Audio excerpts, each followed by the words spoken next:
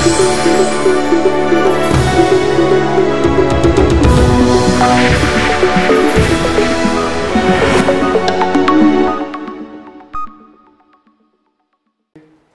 60 000 personnes. Chers participants.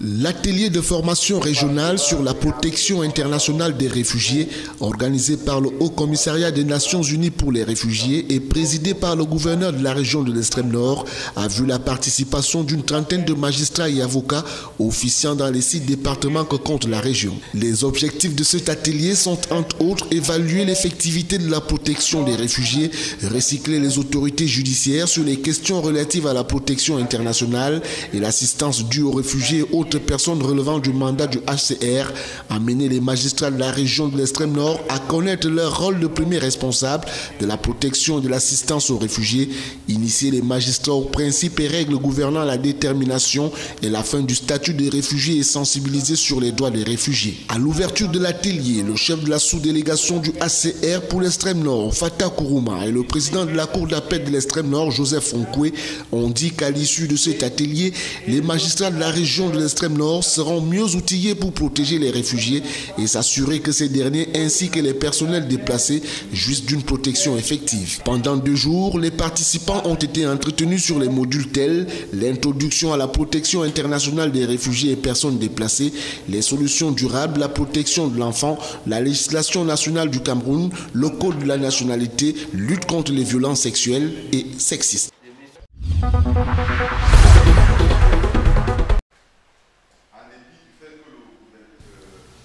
La délégation régionale du ministère de l'Agriculture et du Développement rural pour le littoral a tenu ce 22 novembre 2016 la 3e réunion préparatoire du mini-comice agropastoral du 22 décembre 2016. Il était question pour M. Condé Jean-Claude, installé depuis quelques mois seulement à la tête de cette délégation, et son staff d'évaluer l'état d'avancement des travaux relatifs à cette messe agropastorale, et il en ressort que beaucoup reste à faire. Oui, il s'agit en fait de la logistique. Et c'est que les préparatifs ne pourront être achevés que le jour du comice. Au rang des résolutions, on peut noter que la cellule communication de la délégation devrait s'occuper des courriers à expédier dans toutes les mairies. La commission finance, pour sa part, devra s'occuper de la liste des intrants agricoles et bien d'autres. Quant aux sponsors, seul le port autonome de Douala a déjà prêté main forte à cette initiative. Les autres sont toujours attendus. En outre, cette édition connaît quelques innovations. L'innovation majeure de cette édition, c'est d'abord l'implication, n'est-ce pas, des OP à tous les niveaux. Et puis, nous avons introduit, n'est-ce pas, d'autres activités, notamment le concours de la plus belle plantation, la Miss Comice, le planteur de l'année qui doit être un jeune. On veut encourager les jeunes à s'impliquer dans l'agriculture. Et puis, la Miss Comice, n'est-ce pas, pour que nos mamans aussi, n'est-ce pas, rentrent étant gais pour cette activité qui était, on faisait ça avant, mais depuis un certain temps, ça avait disparu du programme de comice. Il y a eu beaucoup de recommandations que nous avons pour les différentes commissions, mais à entendre toutes les commissions sont déjà prêtes. Ce qui nous dérange maintenant, c'est qu'on n'a pas encore de fonds nécessaires pour que toutes les activités démarrent, et ça va aller très vite dès que nous réussissons à avoir le fonds, dégager les fonds au niveau de la trésorerie. Si nous tenons encore le pas maintenant, c'est à cause effectivement de cela. Bon, mais ça, d'ici quelques jours, tout va rentrer en ordre et puis toutes les activités vont commencer au même moment. Il faut noter que le comice agropastoral est une occasion pour les agriculteurs et éleveurs de faire la promotion de leurs produits à moindre coût et par conséquent devenir plus compétitifs sur le marché local.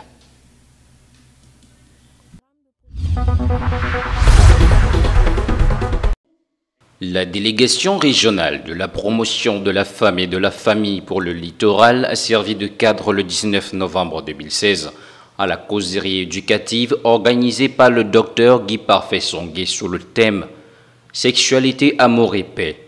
Objectif : instruire le public sur les conséquences liées à la sexualité mal bâtie. En effet, La sexualité, d'après le Dr Guy Parfait Songué, se définit comme étant l'ensemble des attitudes acquises caractérisant un genre masculin ou féminin. Ainsi donc, on peut parler de la constitution des identités des individus dont la fondation est posée dès le bas âge dans la cellule familiale. Mais dans ce processus, triste est le constat des dérives comportementales chez plusieurs individus fabriquées par l'imbécilité des familles monoparentales ou polygamiques. C'est ainsi qu'il n'est pas rare de rencontrer des femmes bâties dans une peau masculine et vice-versa, un véritable gâchis dont la responsabilité incombe aux parents. Toujours dans ce volet social, on notera que la prétention de l'égalité des genres et des nombreuses dérives dans les relations conjugales sont des preuves évidentes d'une éducation sexuelle ratée.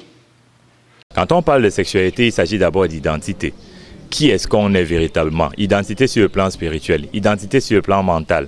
Au niveau des représentations qu'on se fait de l'appartenance à un genre, quelle perception est-ce qu'on en a? Comment est-ce qu'on le vit déjà sur le plan familial? Comment on le vit sur le plan social? Et comment est-ce que ces éléments d'identité, d'interaction, d'interrelation entre les individus par rapport à leur appartenance à un genre construit leur épanouissement ou bien construit leurs échecs? Sorti du volet social, le docteur Guy Parfait Songué évoquera également un volet spirituel dans lequel il parlera des échanges énergétiques lors d'un rapport sexuel. Dans plusieurs cas, ces transferts énergétiques invisibles produisent des conséquences fâcheuses chez certains individus adeptes du désordre sexuel. En fait, la sexualité impacte sur tous les compartiments de la vie. La perception qu'on a de sa sexualité impacte sur la vie conjugale, impacte sur la vie familiale, impacte sur les activités sociales, impacte sur le plan professionnel, impacte même sur les dimensions financières de la vie d'un individu. La manière dont les uns et les autres vivent leur sexualité est prioritairement désordonnée. Mais beaucoup de gens voient leur vie bloquée à cause de ce qu'ils n'ont pas compris que sexuellement, ils se sont engagés dans des relations qui ont verrouillé leur vie, dans lesquelles ils ont eu à perdre pratiquement des grâces qui leur étaient spéciales, des étoiles qui étaient les leurs, ou même encore le mariage, le travail et plein d'autres opportunités, à cause de ce qu'ils ont eu à vivre dans le plan sexuel. L'exposé de l'homme public s'est étalé sur plus de 3 heures d'horloge, à la grande satisfaction de l'auditoire. Il s'agit des séances d'éducation, d'orientation et de réorientation du public qui se tiennent tous les mois sur des thèmes différents.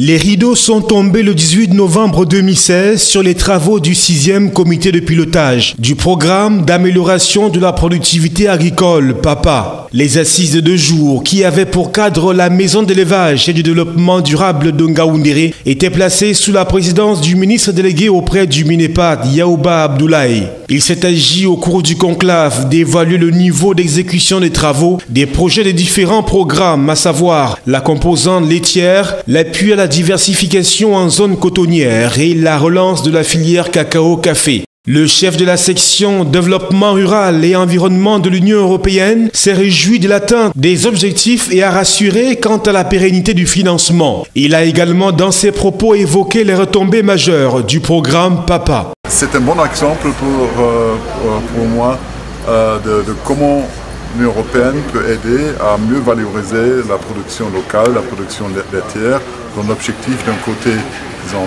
d'améliorer la provision du marché local en produits de haute valeur nutritionnelle et également disons, de produire localement ce que peut être produit localement au lieu d'importer des produits laitiers qui pour le moment pèsent entre 50 millions et 60 millions d'euros par an sur la balance commerciale du Cameroun. De quoi booster le moral des producteurs éleveurs et par conséquent garantir une productivité nettement meilleure.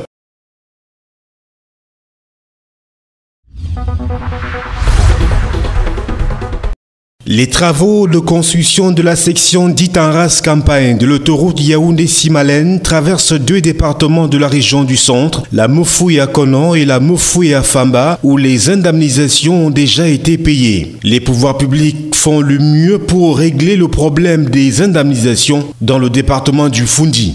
Cette section rurale longue de plus de 10 km part du rond-point Simalène à la station MRS d'Ala. Sur le terrain, la société China Communications Construction Company est à pied d'œuvre après les sondages et les vérifications géotechniques confirmées par le Labogénie, le laboratoire national de génie civil. Comme le dit le chef de la mission de contrôle, les travaux de terrassement sont achevés à 80% jusqu'au point kilométrique 7. On a commencé ici le pont de Mépou avec la fondation. On est maintenant à presque 20 pieux qui sont achevés. C'est un pont bien sûr de fondation profonde sur pieux. Les pieux sont variables entre 15 et même 25 à 30 mètres. C'est pour atteindre la substation rocheux au niveau du fond pour ancrer nos pieux. Pour le moins, l'autoroute Yaoundé-Simalène sera réalisée en 2 sections. La section dite en race campagne et la section urbaine qui est subdivisée en 3 secteurs. Le projet d'infrastructure routière moderne qui s'étend sur environ 21 km coûtera près de 39 milliards de francs CFA. Selon les prévisions, l'ouvrage sera livré en 2019.